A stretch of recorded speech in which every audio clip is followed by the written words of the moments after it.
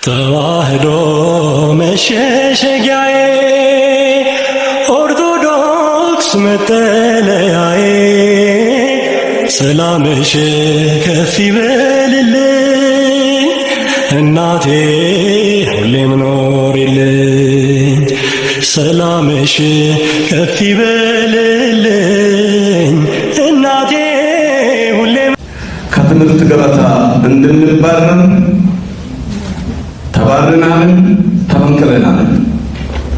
ሴት ልጆቻችን ለወደፊት ሀገር ትመራለች ብለን የምንጠብቃቸው ጥሩ ውጤት ያመጡ ሁሉ ከፈተና ገበታ ተባራለች ተፈንቅላለች። በቅርቡ አርሲ አካባቢ ተፈጸመ የተባለው ግድያም ተመሳሳይ የቤተ እምነት መቃጠልም ቤተክርስቲያን ተቃጥሏል፣ የመስጊድ ቦታም ተጎድቷል፣ ሌሎች ተያያዥ ነገሮችንም ይዞ ሰዎች ላይ ጉዳት ደርሶ መፈናቀልም ደርሷል። በዚህ ጥቃት የክርስትና እምነት ተከታዮች እንደዚሁም ሙስሊሞች፣ የእምነት ተቋማት፣ የመንግስት ተቋማት፣ ፖሊሶች፣ የአካባቢው ነዋሪዎች መሞታቸውን፣ ቤቶች መቃጠላቸውን አሳውቋል። ነገር ግን አንዳንዶች በተሳሳተ መንገድ የዚህ ጥቃት ብቸኛው ተጠቂ የአንድ እምነት ተከታይ እንደሆነና አጥቂው ደግሞ ሙስሊም እንደሆነ ተከታታይ የሆነ ዘመቻ በሚመስል መልኩ ህዝቡን ወደ ሌላ አቅጣጫ የሚመራ ዘመቻ ሲካሄድ ነበርና እዛ አካባቢ ላይ እንዳልከው በተለያዩ ጊዜያቶች ካሁን በፊትም በተደጋጋሚ ጉዳት ደርሰዋል። አርሲ ላይ ብቻ አይደለም፣ ሌሎችም አካባቢዎች ላይ ዛሬም ድረስ ደም እየፈሰሰ ነው ያለው። በሁሉም አቅጣጫ በሚባል ደረጃ ባሉ የፖለቲካ ፍላጎቶችን ሰላማዊውን ዜጋ ህይወት በመቅጠፍ እናሳካ በሚል ስሜትና መንፈስ በሚመስል ንጹሃን ዜጎች እዛም እዚህም ደማቸው ሲፈስ ህይወታቸው ሲያልፍ እየተመለከተና ያለ ነው። አርሲና አካባቢው ላይ በተደረገው ግድያ ላይ እንግዲህ ሰዎች ተገድለዋል። እዛ የተገደሉት የተጎዱት ሙስሊም ክርስቲያኖችም ናቸው። ከፍተኛ ቁጥር ያለው ወይም ደግሞ የቁጥሩ መጠን ክርስቲያኑ ቁጥር ሊበዛ ይችላል። እንደ አካባቢ ማህበረሰብ የተገዳው የፖለቲካ ፍላጎት ባለው ኃይል ነው። ከዛ ውጭ ግን አንተ የምትፈልገው አካል እና ለምትፈልገው ዓላማ ሲሞት ዛሬ እኮ አይደለም እንግዲህ ወለጋ ላይ የተፈናቀለው አብዛኛው የሞተው ሰው ሙስሊም ነው። 90% ከዛ በላይ ሙስሊም ነው የሚባል ማህበረሰብ ሲወልስ የአማራ ተወላጆች ሞቱ ነበር የሚባለው። አማራዎች በአማራነታቸው ተገደሉ ነው። አርሲ ላይ ሲመጡ ደግሞ አማራ አይደለም ስማቸው ክርስቲያን እንዲሆን ይደረጋል። ትናንትና እንደዛ አብዛኛው ሙስሊም የሆኑ ዛሬ በአማራ ክልል በተለያየ ቦታ በመጠለያ ጣቢያዎች ላይ ተፈናቅለው ከቤት ንብረታቸው ወጥተው አገር ብለው በመኖሩባት በተወለዱባት ቀይ ላይ መኖሪያ አጥተው ዛሬ የወደቁ እህት ወንድሞቻችን በየመፈናቀያ ጣቢያዎች ውስጥ ማቆያ ጣቢያዎች ውስጥ ይገኛሉ። አብዛኞቹ ሙስሊሞች ናቸው።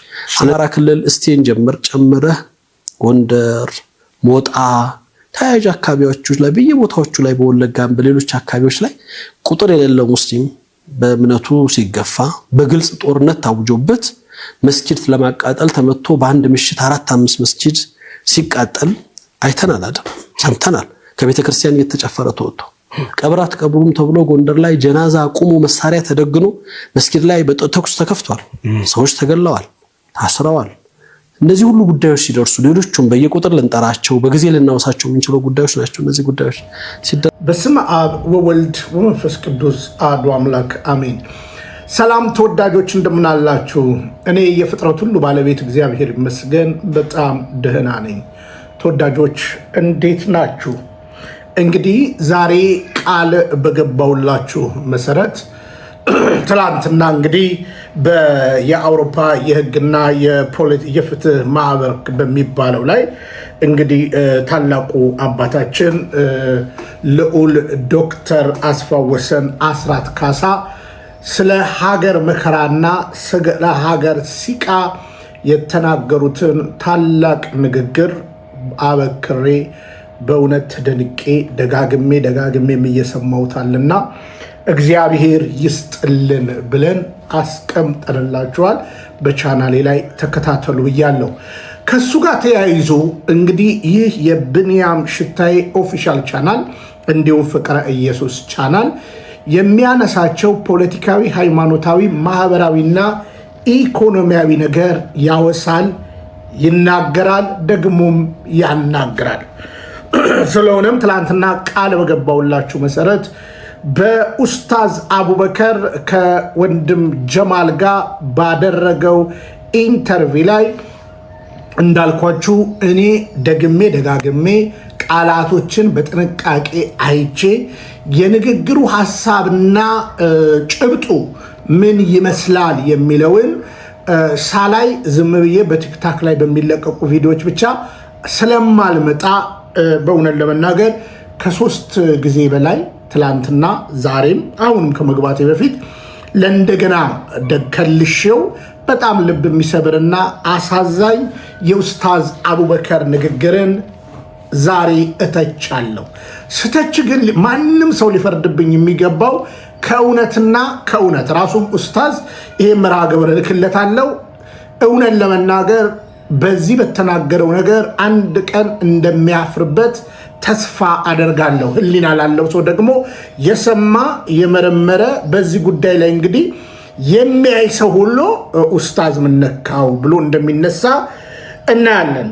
እንግዲህ የነገሬን መነሻ ከማቅረቤ በፊት የዝግጅቱ ዋና መርሃ ግብር ምን ይመስላል እስኪ እንስማውና ከዛ በኋላ የተወሰኑ ሐሳቦችን አጠንክሬ እመጣለሁ። ምክንያቱም ከኡስታዝ እንዲህ አይነት ነገር ብሰማም አልደነቅም። ምክንያቱም ያው ጊዜው ያመጣው የፖለቲካ ውቅር የወለደው የሃይማኖት እኛም ጋር ልክ አለ እንደምንለው የሃይማኖት ጉዳይ ነው። እኛን ደግ አባት ኢትዮጵያዊነትን በኩሩነት የሚያዩ እኛን ደግ አባት እንግዲህ ብልጽግና አስወግዶ ፖለቲካዊ አመራርን የተካኑ ሰውን ወደ ፖዚሽን ላይ ባመጣ ጊዜ እንግዲህ የእስልምና ቢሮ ዋና ፕሬዝዳንት ቢሮ ኃላፊ ሆኖ ስላለ ኡስታዝ አቡበከር ከዚህ በላይ ስለ ፖለቲካው ቢያሽቃብጥ ቢናገር አልቀየመውም። ምክንያቱም ሰው የዋለበትን የሚበላበትን ነው የሚናገረው። ግን ሐቂቃ እያለ ስለሚናገር ዛሬ ጀግንልሃለሁ። ለእኔ እንግዲህ እስልምና ጠንቅቄ የማውቀው እምነት ነው። ጠንቅቄ የማውቀው ያው አንተም ከአንተም ጋር ብዙ ቀን አውርተናል፣ ተነጋግረን እናውቃለን። በእውነት ለመናገር ጠንቅቄ ስለማውቀው እውነት ለመናገር ስለ እስልምና በዚህ ያክል ሞራል ኖሮ መናገር ከቻልክ እስኪ እንነጋገራለን። ለማንኛውም ጥቂት የመርሃ ግብሩን ሐሳብ እንስማና ከዛ በኋላ ሁላችሁም እንግዲህ ገብታችሁ እዩና የብንያምን ንግግር በሚዛን ላይ አስቀምጡት። ኡስታዝ አቡበከር በጣም አሳዝነኛል። በጣም በንግግር ማለት ነው። ለምን ቢባል ስላቅ ነው ስትናገር የነበረው። እስኪ እንስማ። ተመልሰን ተገናኝተናል። ቀደም ሲል እንደገለጽኩት የዛሬው እንግዳችን ኡስታዝ አቡበከር ነው። እንኳን ደህና መጣ ኡስታዝ። እንኳን ደህና ቆየ ጀማል። ሰላም ነው? ስራ፣ ቤተሰብ ሁሉ ሰላም? ሁሉ ሰላም አልሐምዱሊላህ። ዛሬ እንግዲህ ከአንተ ጋር መቆየት የፈለግነው በወቅታዊ ጉዳይ ላይ ነው። ሰሞኑን ሁሉም እንደሚያውቀው በአገራችን አርሲ ላይ የተከሰተ ጥቃት አለ። ይሄ ጥቃት የሁላችንም ስሜት የነካ ሁሉንም ኢትዮጵያዊ የሚመለከት ጉዳይ ነው። በዚህ እናንተም እንደ ኢትዮጵያ እስልምና ጉዳዮች ጽሕፈት ቤት እንደዚሁም ደግሞ ኡስታዞች በርካቶች ሀዘናቸውን፣ ስሜታቸውን ገልጸዋል እና በዛን ጀምር ምን ተሰማ? እሱ ላይ የተወሰኑ ያንተን ስሜት ልውሰድና ከዛ ወደ ሌሎች ጥያቄዎች እሄዳለሁ። በጣም ጥሩ። እንግዲህ ወንድማችን ጀማል ያቀረበው ሀሳብ ኢትዮጵያዊ ወንድሜ ማለት ነው፣ በሃይማኖት አይመስሉኝም። ያቀረበው ሀሳብ በወቅታዊ ጉዳይ ብዙዎቻችንን ልብ የሰበረው በአርሲ አካባቢ የተፈጠረውን ነገር ወቅታዊ ጉዳይ ነው የምንነጋገረው ብሎ ነው እንግዲህ ሀሳባቸውን የጀመሩት። ወቅታዊ ጉዳይ ወይስ የበቀል በትር የሚለውን ነገር ከማብራሪያው እንመጣበታለን ማለት ነው። ስለዚህ ስለ ወቅታዊ ጉዳይ እንነጋገር። በአርሲ በተፈጠረው እውነት ለመናገር ኡስታዝ አቡበከር በአርሲ ጉዳይ የተናገረው ነገር አለ። የእስልምና ምክር ቤት የሰጠው መግለጫ አለ። እውነት ለመናገር በዚህ ያክል ውሸት በውሸት እግዚአብሔር ይከብራል? ለምን እንወሻሻለን? ስለዚህ አሁን በአርሲ ግን አንተርሳችሁ ቅጥፈት ነው የተናገራችሁት። ለዛው ምን ይላል ኡስታዝ? ሙስሊምም ጭምር ነው የተገደለው፣ ቤተክርስቲያንም የመስጊድም ፈርሷል ብሎ ይናገራል። እንስማውና ከዛ ሙሉን እናንተ ይሁ እኔ ግን ያስኳቸው ፖይንቶች አሉ በነዛ ላይና እንግዲህ እስልምና በሪ የሚባሉትን ፖለቲከኛውን ሼህ በመረጃና በማስረጃ ከነልጃቸው አብይ አህመድ መረጃና ማስረጃን አቀርባለሁ ማለት ነው። ስለዚህ ኡስታዝ አቡበከር የሚናገረውን ቃል ብቻ እንስማና ከዛ በኋላ ቻሌንጅ የምናደርገው የትኛው መስጊድ የፈረሰው ለምን ታዲያ ሄዳችሁ ይሄንን በጽኑ እናገራለን ማለት ነው።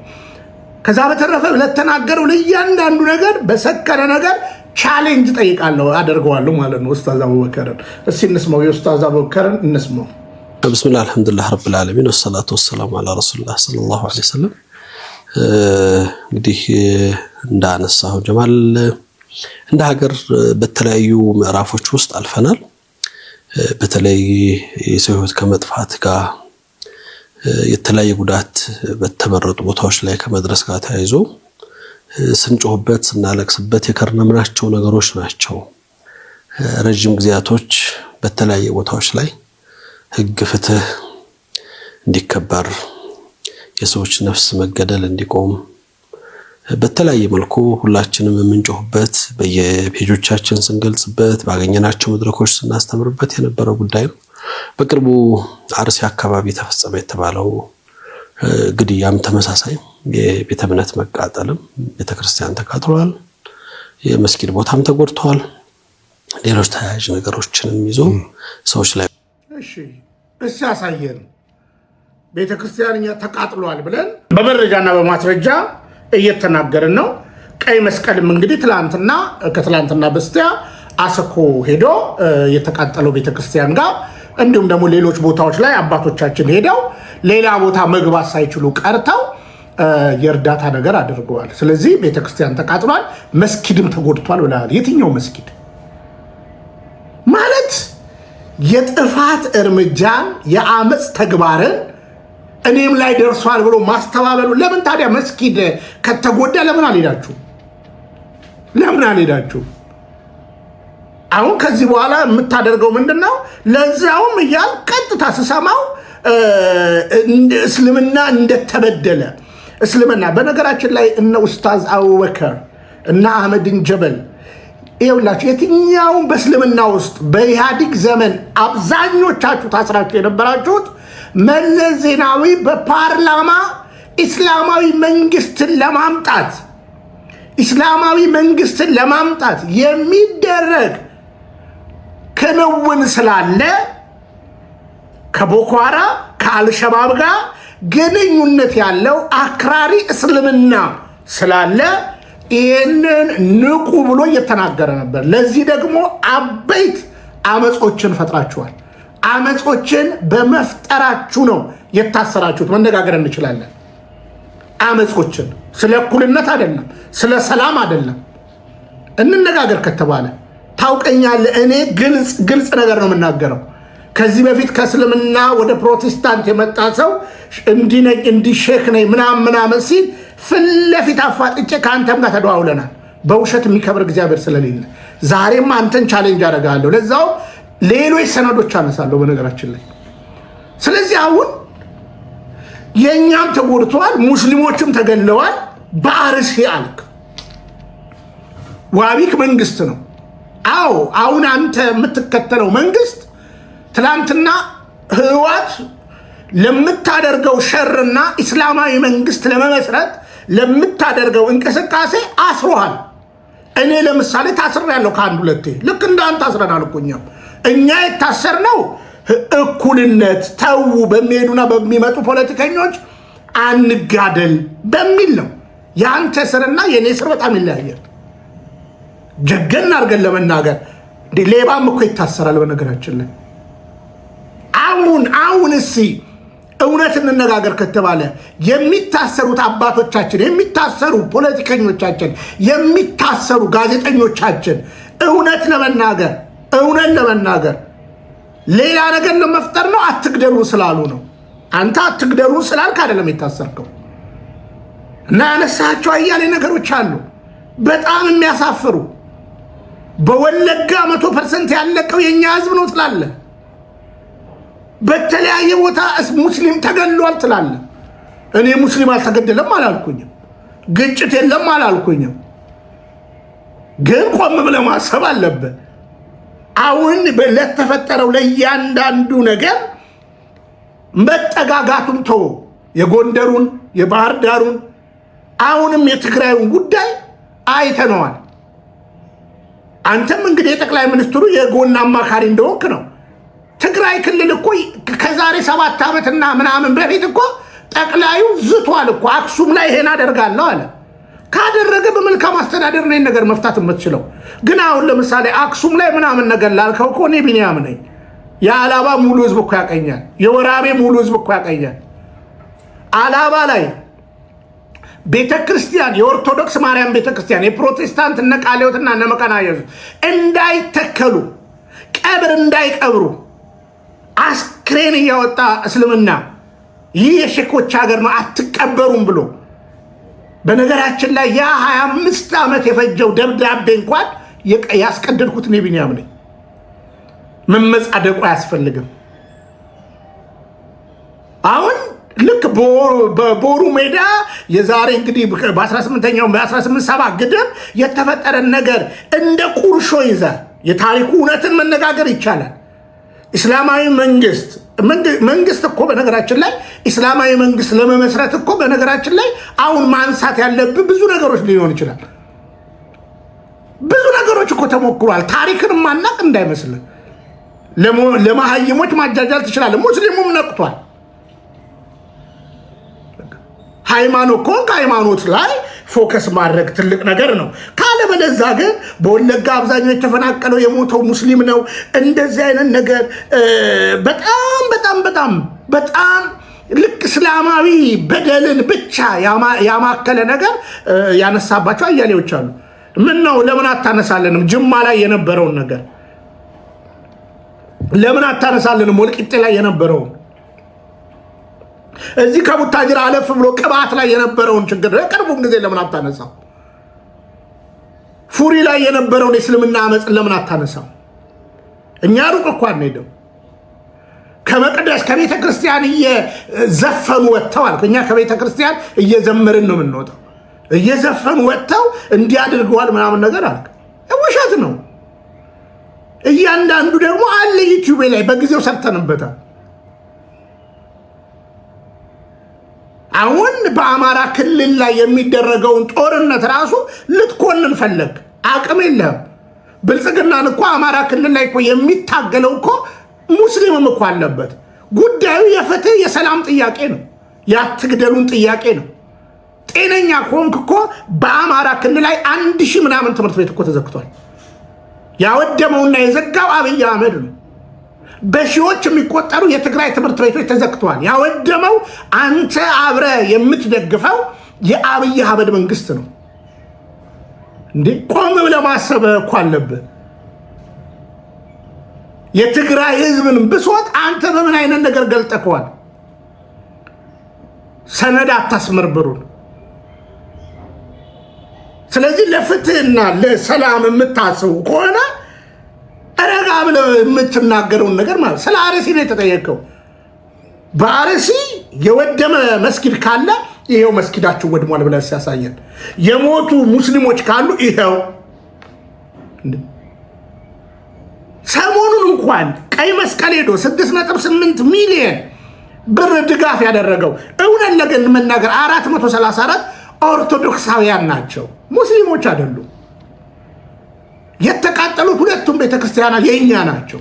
አንዱ በከፊል አንዱ በብዛት። መስጊድም ተጎድቷል ስትል አያሳፍርም? እኔ አንድ ነገር ልንገራችሁ። ይሄ የበታችነት ስሜትን ማን ነው የሚከሳችሁ? ይሄ እኮ የበታችነት ስሜት ነው። ለምሳሌ ብዙ ሙስሊሞች ምን ይላሉ? አብይ ጭምር ማለት ነው። ምን ብሎ ይናገራል? እስልምና በዚህ ሀገር ላይ ሁለተኛ ዜጋ ሆኖ እንዴት ይኖራል? ማን ነው ያላችሁ? ማን ነው ያለክ? ሙስሊም ሁለተኛ ዜጋ ነው ያለህ ማን ነው? የዜግነት መታወቂያ ላይ የእስልምና ዜግነት ሲባል ኢትዮጵያዊ ነው የሚለው። ሁለት የኢትዮጵያ ዜጋ አለ፣ ሁለተኛና አንደኛ የሚባል ዜጋ አለ። አየህ፣ የበታችነት የመጠቃት ስሜት ነው። እኔ አሁንም ኡስታዝ አቡበከር ደጋግሜ ነግሬሃለሁ። እውነት ለመናገር ፕሮቴስታንት ሆነ እስልምና ሆነ ዋቄፈና ሆነ የትኛው እምነት ያለው በእምነት ደረጃ ሙግት ከፈለጋችሁ እሺ አብይ አመቻችልን። በዚህ እውነተኛ የክርስቶስ ቤተክርስቲያን ፊት የሚያቆም አንድ ሞራል የለህም። በነገራችን ላይ አንድ ሞራል የለህም። እምነትህን ለትውልዱ ስንገለጥ ካልተገደላችሁ ትሉናላችሁ። ሞራል ካለቅ እናመቻችልህ እኮ አለ። አያሌ ቀዜ ና ተሟገት እኮ አለ። የተጻፈውን እናነባለን እንጂ ብድግ ብለን የምንናገረው ነገር የለም። ከዛ በተረፈ ፖለቲካ አዎ ጊዜው የእናንተ ነው። ተለጥፋችኋል። እኛ ደግሞ አትግደሉን ያልነው። ጤነኛ ሰው ብትሆን አትግደሏቸው ነው።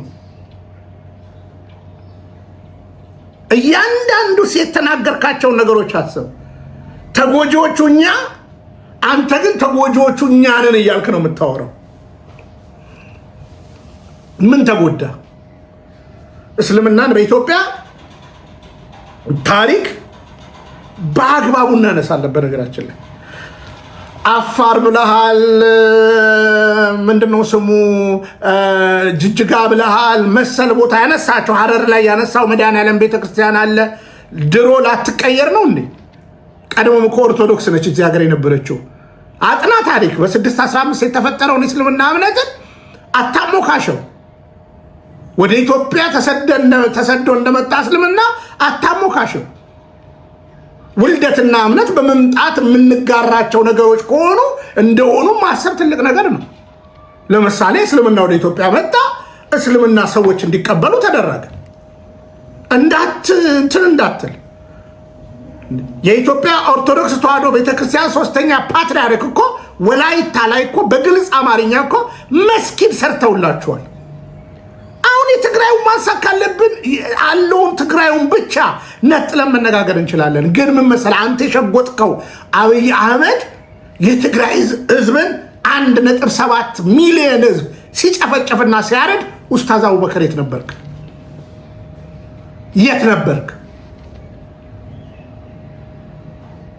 የት ነበራችሁ? እውነቱን እንነጋገር ከተባለ ማለት ነው። ተዋት ትግደላቸው ብለሃል። ስለዚህ ወደኛ እንምጣ። የኦሮሚያውን ሲኖዶስ ለሁለት የኢትዮጵያ አንድ ፓትርያርክ የነበረውን ለሁለት ሲከፍል የትግራዩን እንደገና ሲከፍል ሊበጣጥሳት እንደፈለገ ሲታገል ይህ የአውሬ ስርዓት አሁን የትግራይ መንግስት ራሱን መንበረ ሰላማ ብሎ ለይቷል። አስተዳደሩም ራሱ በሁለት ተከፍሏል። ፌዴራልም እንደገና የትግራይ። አሁን እቺ ቤተክርስቲያን ምን አደረገች? የአስተዳደር ብልሹነት መሰል ነገሮች ናቸው። ይህን ደግሞ መነጋገር ካለብን መነጋገር አለብን። ግን ማንሳት እንችላለን። እኔ እኮ የዛሬ 5 ዓመት እኮ ከሚሴ ላይ ምን እንደተፈጠረ እኮ አውቃለሁ። አሴምብልስ ኦፍ ጋድ ቸርች ላይ ምን እንደተፈጠረ እኮ እናውቃለን። ቤት አለማከራየት መብት ነው። በነገራችን ላይ መንግስት ይዞታ ከሰጣችሁ ያንን ማስከበር ትችላለህ። ግን በዛ በአክሱም እንቅስቃሴ ላይ በየአደባባዩ የጮሁ የተሳደቡ እንትን ያሉ ታስረዋል ብላችሁናል። እኛ አሰርናቸው። ታዲያ እኛ ስንጮህ ለምን እንታሰራለን? እኛ ለምን ሰላማዊ ሰልፍ እንድንወጣ መብት የለንም? እናንተ መብት አላችሁ። ታስራችሁም ከሆነ እስኪ ይታይ። እውነትና ገር ከተባለ ሰላማዊ ሰልፍ እኮ መብት እኮ ነው። እስኪ ብልጽግና ሰላማዊ ሰልፍ ለእኛ ይፍቀድልን። ጀግና እኮ ክስ ያመቻችልን። ለምን ተናገራችሁ ተብሎ አይደለ እንዴ ከቃል በቃል በፌስቡክ የጻፉ ሁሉ እየታሰሩ ያሉት? ደግሞ በኮንፊደንስ ጠቅላይ ሚኒስትሩ ፕሮቴስታንት ናቸው ትለናለ እንዴ? የብፁዕ ቅዱስ አቡነ መርቆሬዎስ የቀብር ስርዓት ላይ እኮ ጠቅላዩ እኮ ረሳው እንዴ? ከኢህአዴግ ከብልጽግና ስብሰባ ወጥቶ ቀብር ቦታ ላይ ተመልሶ ሲመጣ ምንድነው ያለው? ከቀብር ቦታ ሲመለስ ተረሳ እንዴ? 2 ሙስሊሞችና 1 ደካማ ሙስሊም ነው አለ። 3ታችንም ሙስሊም ነን አለ። ደመቀ ሙስሊም ነው። የአፋሩ የነበረው ሙስሊም ነው። እሱም ሙስሊም ነኝ አለ።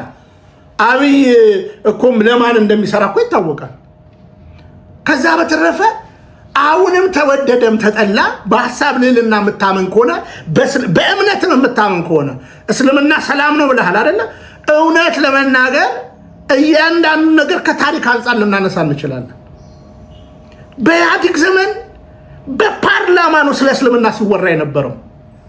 በፓርላመንት መለስ ዜናዊ በፓርላመንት ህዋሱ ገብተዋል። ህዋሱ ግን እዛው ፓርላማ ውስጥ ቁጭ ብሎ ነበር። አብይ አህመድ ይባላል። ይሄን ነው ሲናገሩ የነበረው። ለምን ጮቴን ቀሙኝ ለምን ትላለህ? የምንገደልኛ እንደገና የታጠቁ በእምነት ምናምን ልክ የፖለቲካውን ንግግር ማለት ነው እንዴ። አማራ ክልል ላይ እኮ ሙስሊሙ ታጥቋል እኮ። ያ የመብት ጥያቄ ነው። ያ ትግደሉን መብት ጥያቄ ነው። ከቆረቆረ እኮ አማራ ክልል ላይ በቅርብ ጊዜ እኮ ከ1000 በላይ ትምህርት ቤቶች እኮ ወድመዋል። እና ማስተዋሉ የሚበጅ ይመስለኛል። አሁን እመጣበታለሁ። እንግዲህ አሳ ጎርጓሪ ዘንዶ ያወጣል አይደለ?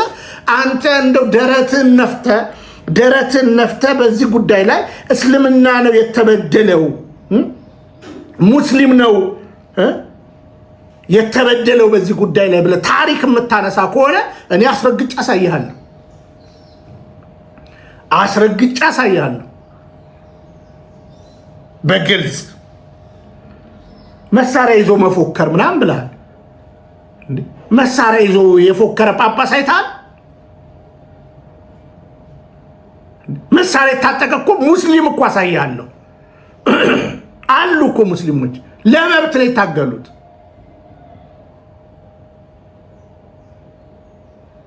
ልክ በአብይ እንደሚለው መሳሪያ ይዛችሁ ምናምን እንዲህ እንደሚለው ይሄንን ነው ስትናገር የነበረው።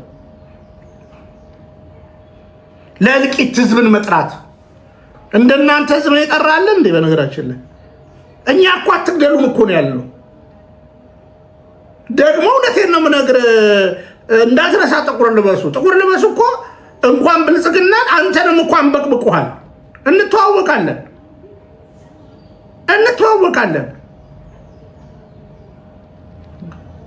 አንተ እውነት እንደው እምነቴ ትክክል ነው ብለህ ካሰብክ እንደው በንጹህ ሐሳብ ስለቸሩ ስለታሰሩ ስለነ ክርስቲያን ታደለ ስለነ ጋሽ ታዲዮስ ታንቱ ስለነ ዮሐንስ ቧለው ስለሌሎች ስለነ መስከረም ስለሌሎች አንድ ቀን ድምፅ ሆነ ታውቃለህ? ካድሬን አትልም። እኛ ንጹህ ሙስሊም ብዬ ስናገር አብሮ የተጋመደ አንድ ቀን ሀጂ ሙፍቲ ኢብራሂም አንተ ስለምታነሳው የዚህ የቦሩ ሜዳ ጉዳይ ሲያነሱ አናይም። ወደፊት መምጣት ካለብን መምጣት እንችላለን። ይኸው ዘመኑም የተቀመጠ ነው። ማን እንዳስቀመጠው ማንሳት እንችላለን። በ18ኛው መቶ ክፍለ ዘመን 4ኛ ዮሐንስ 1878 እናነሳለን። የትግሉ ጀርባ ግን እስላማዊ መንግስትን ለማምጣት ነው። ከዛ በፊትም እኮ ማንሳት እንችላለን ግራኝ መሐመድን እና እንዳትረሳው ሙስሊሞች በዛ ቦታ ላይ ኖሩበት ስለተባለ አፋር የእስላም ነው 100% ምናምን ብላ አትመጻደቅ። ዞሮ የአፋር ህዝብ ተንቀሳቃሽ ህዝብ ነው። የሶማሌ ህዝብ ያጎዳኘው ጅቡቲና ሶማሊያ ነው። የዛ ኢንፍሉዌንስ ነው እንጂ ክርስትና አልነበረም ብለን ለማጣጣል የኢትዮጵያ ግዛት እንዳልነበረ ሌላ ነገር አትበል። የእስልምናን ፕሮግረስ ማየት እንችላለን፣ ማንሳት እንችላለን። ታሪክን ካወቅ ታሪክን ካነበብክ እናነሳዋለን በየዘመናቱ። አሁን አንዳንድ ጊዜ በእውነተኛው ነገር ሲያቀታችሁ አርቲፊሻል ማህተብ መበጠስ ክርስቲያን አደረግን የማለት የተለያየ ነገር ሞግተንስ አንተ እውነት ካለ በእስልምና ጉዳይ ላይ እስልምና እውነት ለመናገር በክርስትና ፊት በኦርቶዶክስ ፊት የሚቆምበት ስብዕና ካለው ማለት ነው። ይሄን ከፈለክ አምጣ። በቅርብ ቀን እንኳን የተደረገውን ነገር እኮ እናያለን እኮ የእስልምናን ትምህርት እፎይ የሚባል አንድ ወጣት ሲያወጣው እስከ መግደል ድረስ አይደለም ደስ ያወጃችሁት። እሺ ሰሞኑን እንኳን የተፈጠረውን አታውቅም እንዴ? ና ሲሞግት። ለዚህ ነው ቁርአን ካነበበ ሰው እምነቱን ይተዋል፣ ሐዲስን ካነበበ ለእምነቱ ጥላቻ ያድራል ብዬ የምናገረው ማለት ነው። ወይ የነበር እንደምከተለው ይላል። ስራበት ካልከኝ ዘውትር ቅዳሜ አበክረን እንሰራበታለን። ግን ምንድነው መግደል መሸነፍ ነው። ልክ እንደዚህ አይነት እውነቶች ሲወጡ ሰው ትገላላችሁ። እንተዋወቃለን እኮ። ከዛ በተረፈ ግን እንደው ደረትን ነፍተ እኛንን የተበደል ነው እኛንን እንዲሆን ነው እኛንን ምናምን ብለህ ባትል ጥሩ ነው። አሁን የሚገለው ራሱ እኮ አላሁ አክበር እያለ ነው የሚገለው። የተገዳዮችን ቦታ አይደለ እንዴ አንተ አለቃ ሄደው የተረከቡት አጽድተው የተረከቡት የአንተ አለቃ ገዳዩ ኢብራሂም ባለበት ይሄው ቪዲዮ ደጋግመን እኮ አሳየን እና ንገረን ካልከን በደንብ እንነግራለን። ስለዚህ ስለ ቦሩ ሜዳ ምናንሳ ከተባለ የነበረውን አጠቃላይ ነገር እናነሳለን። እኛው ፎካሪ ጓደኛህ ላንሳለን ላሰማ 100% እርግጠኛ ለምናከብራቸው የክርስቲያን ወገኖቻችን እስልምና በመረጃ የተዋበ ጠንካራ መሰረት ያለው ሃይማኖት በመከባበር በመወያየት ዲኑን ዲስከስ ማድረግ እንችላለን። እስልምና ጋር ቀርቦ ጃል ሰጠ የለም። ስለ እስልምና ተከራክሮ ሻሃዳ ሳይወጣ የወጣ የለም። 100% እርግጠኛ በእኛ እጅ ብቻ ስንት ሰው ሻሃዳ ተቀብሏል? እስልምና ጋር መወያየት የፈለገ ፊት ለፊት ይምጣ። በሚፈልጉት መጽሐፍ በሚፈልጉት ርዕስ ማውራት ይቻላል። ዕውቀት ይዳኝ ያኔ፣ ሐሳብ ያሸንፍ ያኔ። ስድብ አይደለም፣ ማንጓጠጥ አይደለም፣ ትልቅ ስብዕና ማርከስ አይደለም። ዕውቀት ይዳኝ። እስልምና ሁሌም በሩ ክፍት ነው። እሺ መቼም ኡስታዝ እንግዲህ ይሄ ያንተ ሰው ነው አይደለ? እሺ እኔ በንጹህ ሕሊና ይሄው እኛን እንጥረው፣ ይሄው እሱን እንጠራለን። በእኔ ቤት እስኪ እንወያይ ከፈለግ ፉከራ ብቻ አይደለም። እስኪ ናና ተወያይ። ጀግና እኮ ፉከራ ብቻ ምንም ነገር አይሰራም። እውነት በእውቀት ከሆነ ከዛ በተረፈ የሚገለን ብልጽግና ነው። የብልጽግና ደግሞ መሪዎች ጴንጤና ሙስሊሞች ናቸው። ሰውየው በራሱ አፍ እኔ ሙስሊም ነኝ ካለ አንተ ሙስሊም አይደለህም ልትለው ነው እንዴ? ሙስሊም ነኝ ብሎ አክስ ያደርጋል እንዴ? እስላማዊ መንግስት ያቺ መለስ የተናገራት ነገር ብቅ ትላለቻ በህዝቡ ዘንዳ። ስለዚህ ፕሮቴስታንት ነኝ እያለ ምናምን ዞሮ እኔ ምንም ችግር የለብኝም፣ ሁለቱም ዝም ስለሆኑ ማለት ነው። እስልምናውም በእኛ መገደል ዝም ነው፣ ፕሮቴስታንቱም በእኛ መገደል ዝም ነው። ጊዜ ስታገኙ ግን እንደዚህ ወታችሁ ትፎክራላችሁ። እመጣለሁ። በጣም ጠንካራ የተናገርካቸውን ንግግሮች አመጣለሁ። በነገራችን ላይ ጠንካራ የጥላቻ ንግግሮችን አመጣለሁ። እዚህ የምትመለከቱኝ ወንድምቶች ሙስሊም ሆናችሁ ፕሮቴስታንት ሆናችሁ ጀማል ላይ የተናገረውን ቃል በቃል ይሁት ስለ አርሲ ብሎ እኛን የተገደልነው ነው እያለ ያለው። የእኛ መስጊድ ነው የፈረሰው ነው እያለ ነው ያለው። ስለ አክሱም ጩኸት ነው የጮኸው። ወለጋ ቢነሳ እኛንን እንትን ቦታ እንዲሆን እኔ ባነሳሌው እንዲቁልል ፋይል አነሳልሃለሁ ነግሬያለሁ። ከነ ቦታዎቹ የጅጅጋውን ረሳው እንዴ? የአርሲውን ረሳው እንዴ? የቅባቱን ቦታ የአላባውን እያንዳንዱን ላነሳል እችላለሁ በመረጃና በማስረጃ ውጡ እየተባለ ግን አየህ ክርስትና ጽናት ስለሆነ በጽናት በመገደል የጸና እምነት መሆኑን እናሳይሃለን። ከዛ በተረፈ መንግስት ከሰጠክ ቦታ ጠይቅ። እስልምና እኮ በነገራችን ላይ ቀብር ቦታ ተከለከልን እንዲህ ቦታ እኔ አሁን እውነት እናገር ከተባለ ቀብር ላይ እኮ ሴቶች አይሄዱም፣ ደካሞች አይሄዱም። ወንዶች ባይሱዙ መኪና ተጭናችሁ ነው የምትሄዱት። አዲስ አበባ ላይ እንኳን የቀብር ቦታችሁ ላይ 10 ምናምን ኪሎ ሜትር ተጉዟችሁ ነው የምትቀብሩት። ከዛ በተረፈ ግን አክሱም ላይ መሰጠት ካለበት ያለው ነገር ካለ በሰላማዊ ነገር መጠየቅ ይችላል። እኛ ግን ያትግደሉን ጥያቄ ነው እያነሳን ያለነው። 37 ሰው እንደ ሐቁ ደግሞ 53 ሰው እየተገደለብን፣ 2 ቤተ ክርስቲያን እየተቃጠለብን፣ በሺዎች የሚቆጠሩ ሰዎች እየተፈናቀሉብን በዚህ ወር እንኳን እንደገና መጣ እኛም አለንበት ትላለህ እንዴ? ታዲያ አንተ ከነበርክበት ለምን ጭነህ ለምን አልሄድክም ነበረ? ለምን ሄደህ ህዝብን ለምን አላጽናናህም ነበረ? ይሄ የአብይ አህመድ የካድሬ መንፈስ ነው። ለነገሩ ካድሬው አባትንም ጠንቅቄ ላሳየ። እኛ እንደ ሙስሊም ኢትዮጵያ ሙስሊሞች የት እንደነበርንና ከየት እንደመጣን ምን ስንባል እንደነበርን ሁሉ ሁላችንም ወደ ኋላ ስንመለከት እናስታውሳለን። ያለፉትን ቁስሎች እንድነካኩ አንፈልግም። ያለፉትን ቁስሎች እንዲያስታውሱንም አንፈልግም። ምክንያቱም የለውጡ መንግስት መድኃኒቱን ሕክምናውን ይዞ መጥቶልናልና በክቡር ጠቅላይ ሚኒስትራችን የሚመራ መንግስት መድኃኒቱን ይዞ ስለመጣልንና መብቶቻችን ቀን በቀን እየተጠቀምንበትና እየተከበርንበት ባለንበት ወቅት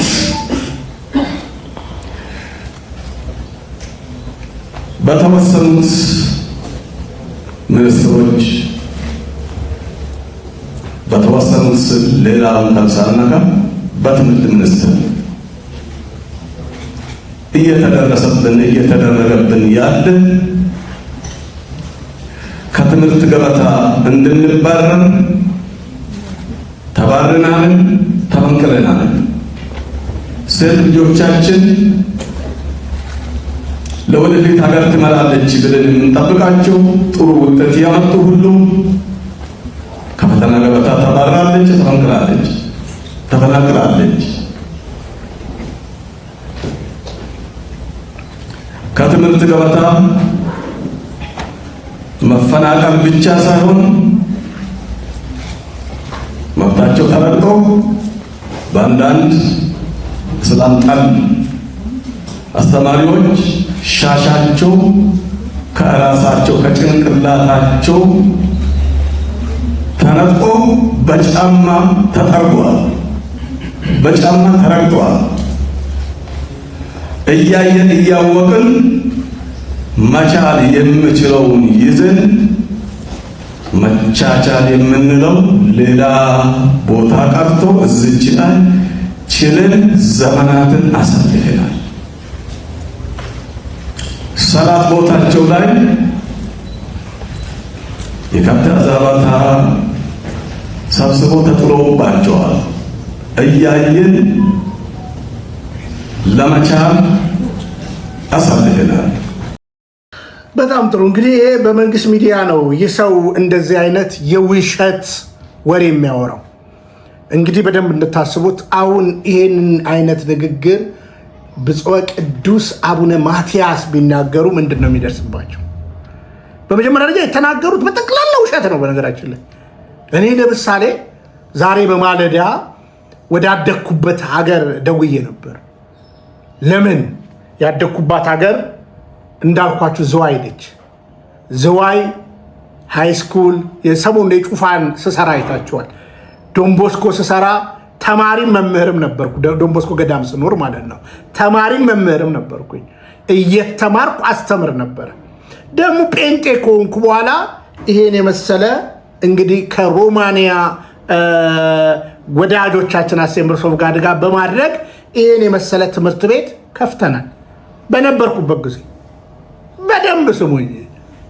በደንብ ስሙኝ።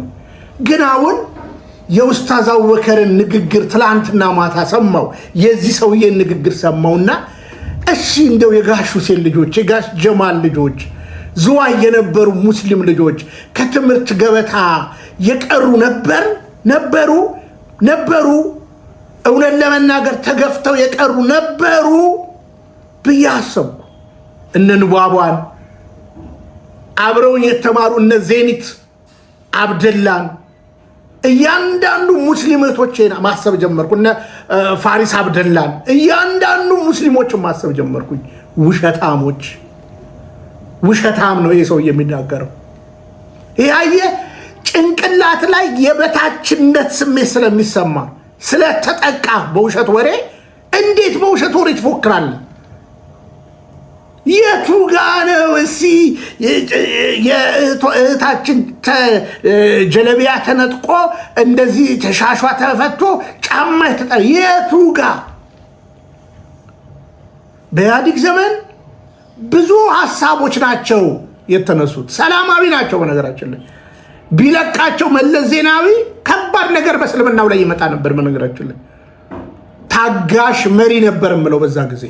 ንገሬን ካልከኝ እውነቱን ለምን በዛ ጊዜ ሶማሊያ የነበረችበት ነገር ይታወቃል። የአልሸባብ ሴራ ይታወቃል። የቦኮ ሃራም ሲስተም ናይጄሪያ ላይ ይታወቃል። ስለዚህ ህዋሱ ታይቷል ብሎ ነበር መለስ የሚናገረው። ስለዚህ ኮንትሮል አደረገው። ከዛ እዛው ህዋሱ አደገና አብይ አህመድ የሚባል በአደባባይ መጣና የአክሱምን ነገር ጉዳይ እፈታለሁ እያለ ይሄው 2 ቪዲዮ አስገባላችኋለሁ። ይሄው 2 ቪዲዮ የአክሱምን ነገር እፈታለሁ ብሎ መናገር ጀመረ ማለት ነው። መስጊድ በመከልከል እስልምናን ማስቆም ስለማይቻል መስጊድ መከልከል ተገቢ ነው ብዬ በግል አላምንም፣ ህገ መንግስታዊ ነው ብዬም አላምንም። ይሁንና የአክሱም ክርስቲያኖች፣ ኦርቶዶክሶች ለሙስሊም ወንድሞቻቸው የሚገባውን ያደርጋሉ ብዬ ኃላፊነቱን ለነሱ መስጠት እፈልጋለሁ። ምግባረ ሰናይ ወይም የስነ ምግባር ትምህርት ቤት ምን የአክሱም እስላም ወንድሞቻችን መቀበሪያ ያተው 30 ኪሎ ሜትር የሚጓዙ ከሆነ ያ ያለፈው አስክሬን ሳይሆን ያ እንዲቀበር ቦታ የከለከለው በቁም ያለ ሰው ግን የሞተ ይመስለኛል።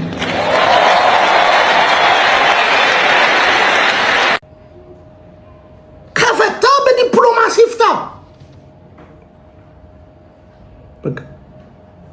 መሬት ካለው ይስጥ።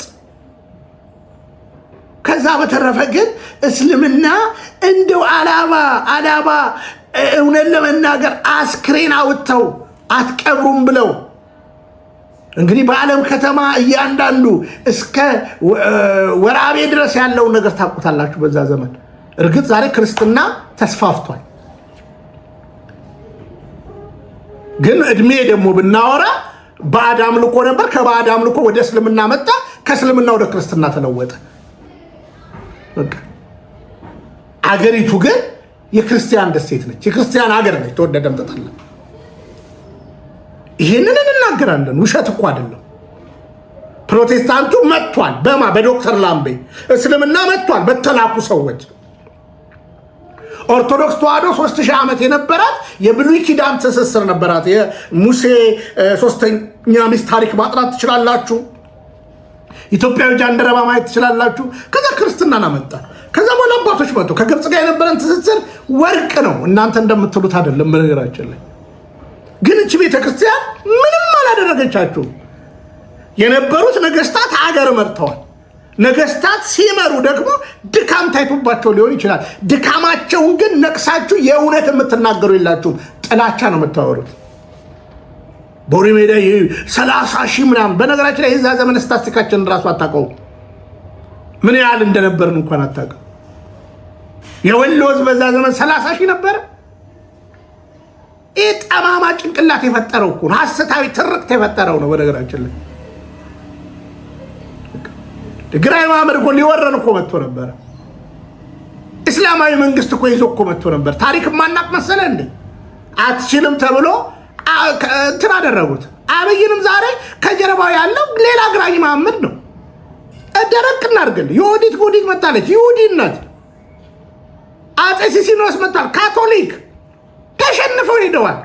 አሁን ግን ምንድነው የዚህኛው ሲስተም እኛ ጋር ሁሉ ከፋፈለን። የኦሮሚያ ሲኖድ ብሎ የኦርቶዶክስን ለመክፈል ለማዳከም ስልታዊ ውቅሩ በቃ አባቶችም ዝም አሉ። ከዛ በኋላ አትግደሉን የሚለው ወጣት ደግሞ ይታሰራል።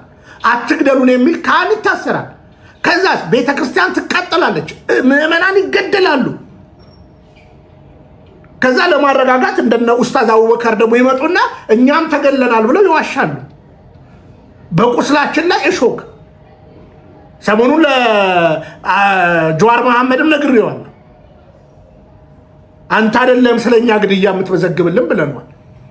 ከዛ በኋላ መንግስት ሲያወጣው ምን እንዳለ አላውቅም። ይቅርታ ይጠይቅ አይጠይቅ አላወኩም። እና ምንም ችግር የለም። ካድሬነታችሁን ቀጥሉ። ካድሬ መሆን እኮ ምንም በቃ ለዓላማ ነው የምትኖረው። ግን በውሸት የሚከብር እግዚአብሔር የለም። እስቲ ተወዳጆች በእውነት እንነጋገር። የኚህ የእስልምና ፕሬዚዳንት ንግግር እንግዲህ የኚህ የቢሮ ኃላፊ ነው ኡስታዝ አቡበከር። እውነት ለመናገር የት ክልል ላይ እስልምና ትምህርት እንዳይማር ተከልክሏል? የምትወልዷቸው ልጆች ግን በጥላቻ ቀንበር እየተያዙ እንዳለ የዚች ሕፃንን ማሳያ ቪዲዮ ላሳያችሁና እንዲህ ጥላቻ ውስጥ እንዳላችሁ ላሳያችሁ። ግድሜ ርዕስ ግዕዝ አንማርም አያሳዝንም ወይ? በግዕዝ ስም ቅምጥቃት ግልጽ ማሳያ ነው ይህ የእናንተ ውድቀት። ለካ ተረት እንጂ የላችሁም እውቀት። ያለ ብዙ ዘመን ሀገር የዘረፈው እንዳየር ላይ ፊኛ ከላይ የገዘፈው እጅ ግልፍ ተረት ለትውልድ የዛገው አሁን በዚህ ዘመን ዘግቶ ወር ደረፈው። የተንኮል አለቃ የሴራ ቀማሪ አንፈልግም ጭራሽ ቄስ አስተማሪ አንፈልግም ጭራሽ ቄስ አስተማሪ ደብተራና ጠንቋይ ቀሲስም ዘማሪ ስልጣን ተገን አርገህ ምንም ብታዘግም ተገደም መጠመቅ ፈጽሞ አንፈልግም። ይሄ ጥጋባችሁ ድሮስ መች ይመቻል አብሮ ለመኗኗር በምለት ለመቻቻል ገደብ ሲተላለፍ ሁሉም ይሰለቻል። ለሆዳቸው ሲሉ ስላገኘው ጥቅም በመከራ መዓት በበደል ጥርቅም ግፍ በየዘመኑ ቢወሰንብንም የአገር ፍቅር ይዞን ችሎናል ሁሉንም። ዝምታ ፍርሃት ስለመሰላችሁ በጥላቻ ተረት ተዘግቶ አይምሯችሁ መተት እናስተምር በግድ ካላችሁ ክልሉም ችኮናል እንኳን ግዕዛችሁ ክልሉም ችኮናል እንኳን ግዕዛችሁ። የእምነቶችን ጉንጮ እስላምን ይዘናል ሁለት ሶስት ሳንል በአንድ አምላክ አምነናል። መተታችሁ እንጂ ምን ይቀርብናል? በዚህ ከቀጠሉ በአቋማቸው ጸንተው በጀርባ ተማክረው ሴራ ሸፍጥ ሰርተው ሙስሊሙ ተገዶ ከእንቅልፉ ይነቃል። አዲስ የትግል ስልት በቅጽበት ያጸድቃል። እስከ ዛሬ ቻለ አሁን ግን ይበቃል። ከእርሳቸው እንዳይጎል ቄስና ደብተራ ከአሁን ሀሳባችሁ የሥራ ፈጠራ። ከእንግዲህ ሙስሊሙ አይችልም መሸከም እኛ እንታለልም በፍጹም አትድከም። ይልቅስ በጊዜ አይምሮህን ተከፍ በግፍ የወረስነው ተረግፎ አላለቀም። በካውብ ህዝባችን ላይ ጨርሶ አላለቀም። የእናንተ ጥላቻ መሸከም ከብዶናል። ሀገሪቱ እንዳትፈርስ መቻል ተስኖናል። እንኳን አዲስ ነገር ተጨምሮ ሌላ የመተት የኮተት የሽርክን ዛዝላ የተንኮል የክፋት የበደል ቅሪላ አንሸከምም በደጋም በቆላ ግዕዝ የሚባል ጉድ መተትም ጥንቆላ እኛ እንቀበልም ከእንግዲህ በኋላ እኛ እንቀበልም ከእንግዲህ በኋላ። ሰላም አለይኩም። ካህኖቿን ልታጠፉ ትችላላችሁ፣ መቅደሶቿን ልታቃጠሉ ትችላላችሁ፣ ግን አትችሏትም፣ አታጠፏትም። ከዛ በተረፈ እሲ ኡስታዝ አቡበከር በምንድን ነው የታሰረው? መርምሩ። እስላማዊ መንግስት የጀርባ አጀንዳ ነበረ። እኛ እኮ አሁን ኦርቶዶክሳዊ መንግስት አይደለም እያልን ያለ ነው። ኦርቶዶክሳዊ መንግስት ሀሳብ እኮ ቢኖረን በኢህአዴግ ዘመን እናነሳለን፣ በመንግስቱ ኃይለማርያም ዘመን እኮ እናነሳለን። ከዛ በፊት እንግዲህ ለደቂቃም አታሰብም። ኃይለማርያም እኮ የተወሰነ ዓመት እኮ መርቷል እኮ። እኛ አትግደሉን ነው እያልን ያለ ነው። ከዛ በተረፈ በትምህርት በሀሳብ ልዕልና ከሞገታችሁን ኑና ሞግቱን። የያዛችሁት እምነት እንዳይደለ እናሳያችኋለን። ትክክለኛ እምነት እንዳይደለ አስረግጠን እንነግራችኋለን። ስንነግራችሁ ግን አትናደዱ፣ አትቆጡ። አያሌ ፕሮቴስታንቶች ወደ ቅድስት ቤተክርስቲያን እየተጨመሩ ነው። አያሌ ሙስሊሞች ወደ ቅድስት ቤተክርስቲያን እየተጨመሩ ነው። የዛ ቁጣ ግን ግብረ መልሳችሁ አትግደሉን መልእክቴ ነው። ክፍል 2 ትቀጥላለሁ በዚህ ጉዳይ ላይ። ከመጣሽ ማርያም ታምጣሽ። መጮህ አትግደሉም ማለት ወንጀል ከሆነ ደግሞ ገዳዩና የገዳዩ ካድሬ እኛም እየተገደልን ብሎ የሚያመጣው ሲላቀን አበክረን መልስ እንሰጣለን። ሰላም እግዚአብሔር ከሁላችን ጋር ይሁን። ሰላም። ተዋህዶ መሸሸጊያዬ ኦርቶዶክስ መጠለያዬ ሰላምሽ ከፍ ይበልልኝ እናቴ ሁሌም ኖሪልኝ ሰላምሽ ከፍ ይበልልኝ